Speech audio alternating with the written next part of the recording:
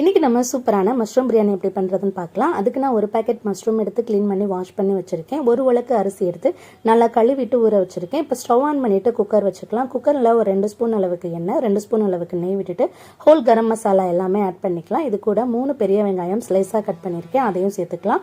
வெங்காயம் நல்லா வதங்கினதும் இது கூட ஒரு கைப்பிடி அளவுக்கு புதினா சேர்த்துக்கலாம் ஃப்ளேவருக்காக.